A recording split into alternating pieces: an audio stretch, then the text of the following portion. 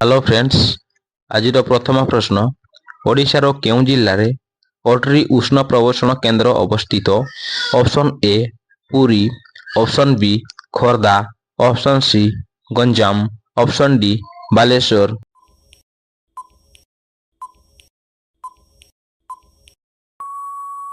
Friends, यार सठिक उत्तरटी होउछि ऑप्शन बी खोर्धा। परवर्ती प्रश्न पुरी मंदिर ओडिशार केउं जिल्लारे अवस्थित। Option A Puri, option B Khordha, option C Ganjam, option D Baleshwar.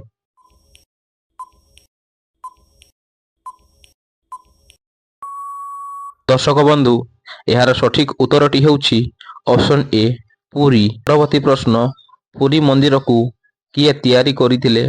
Option A Langula Narasimha Deva, option B Ananga Bhima Deva, option C Bishu Maharana, option D 1200 बढ़ेई।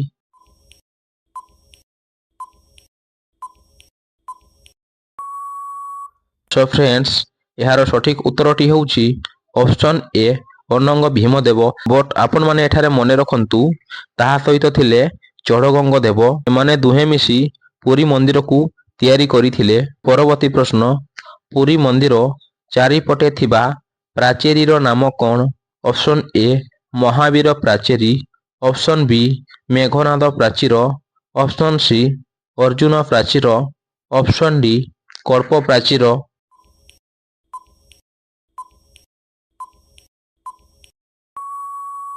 सो फ्रेंड्स, यार सठिक उत्तरटी होउछि ऑप्शन बी मेघनाद प्राचीर।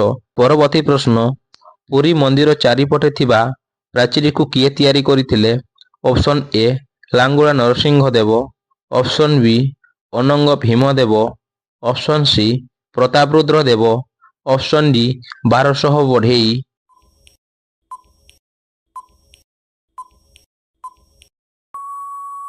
तो फ्रेंड्स, यार सठिक उत्तरटी होउछि ऑप्शन सी प्रतापरुद्र देव। परवर्ती प्रश्न पुरी मंदिर रे केतोटी द्वार अछि। ऑप्शन ए 4टी, ऑप्शन बी 5टी, ऑप्शन सी 6टी, ऑप्शन डी 7टी।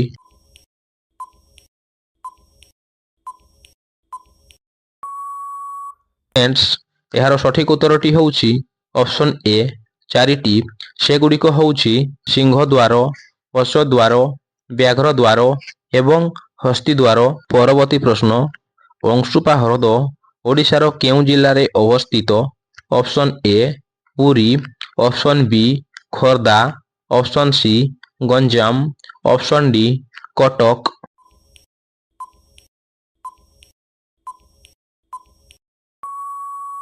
दर्शक बंधु, यार सठिक उत्तरटी होउछि ऑप्शन डी कटक। तो आपण माने एठारे मन रखंतु मधुर जल अनुसार अंशुपा होउछि ओडिशार सबुठारु बड़ ह्रद। प्रति प्रश्न हीराकुद नदीबंध केउं जिल्लारे अवस्थित। Option A Cuttack, option B Puri, option C Khordha, option D Sambalpur.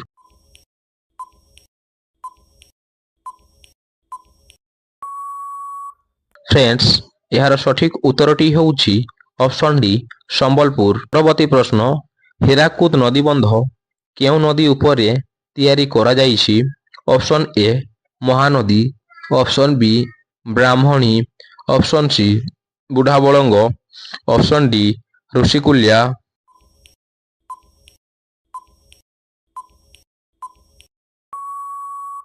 तो दर्शक बंधु, यार सठिक उत्तरटी होउछि ऑप्शन ए महानदी। परवर्ती प्रश्न ओडिशार केउं स्थान रे कांजिया हृद अवस्थित। Option A Cuttack, option B Puri, option C Bhubaneswar, option D Baleshwar.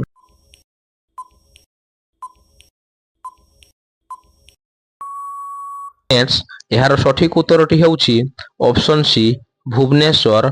Bhubaneswar Nandankanan ठारे कांजिया हृद अवस्थित। परवर्ती प्रश्न बुढ़ाबलंग नदी केउं जिल्लार बड़ नदी। Option A Baleshwar, option B Koraput, option C Mayurbhanj, option D Puri.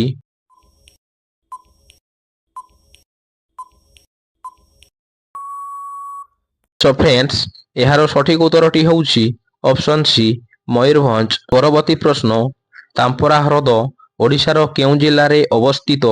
Option A Cuttack, option B Puri, option C Bhubaneswar, option D Ganjam.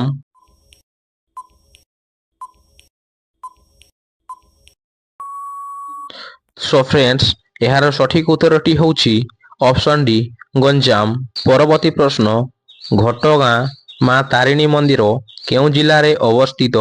Option A Keonjhar, option B Koraput, option C Mayurbhanj, option D Puri.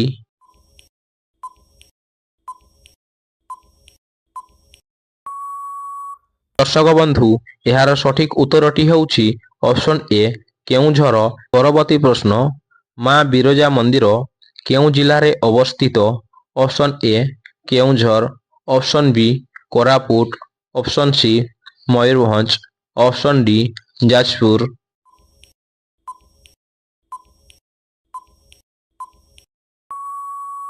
ତ ଦର୍ଶକ ବନ୍ଧୁ, ଏହାର ସଠିକ ଉତ୍ତରଟି ହେଉଛି ଅପସନ୍ ଡି ଯାଜପୁର।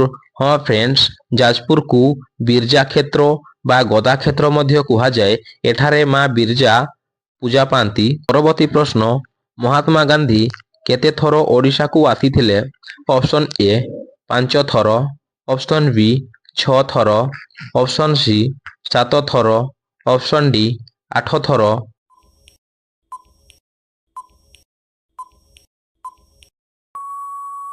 ଦର୍ଶକ ବନ୍ଧୁ, ଏହାର ସଠିକ ଉତ୍ତରଟି ହେଉଛି ଅପସନ୍ ଡି 8 ଥର। ଗୋପବନ୍ଧୁଙ୍କ ନିମନ୍ତ୍ରଣ ଦ୍ୱାରା ମହାତ୍ମା ଗାନ୍ଧୀ 1921 ମସିହାରେ ଓଡ଼ିଶାକୁ ପ୍ରଥମ ଥର କରି ଆସିଥିଲେ। ଫ୍ରେଣ୍ଡସ୍, ଆଜିର ଶେଷ ପ୍ରଶ୍ନ, କେଉଁ ମହାପୁରୁଷଙ୍କୁ ଓଡ଼ିଶାର ଗାନ୍ଧୀ ବୋଲି କୁହାଯାଏ? Option A Mahatma Gandhi, option B Gopabandhu Das, option C Madhusudan Das, option D Harekrushna Mahtab.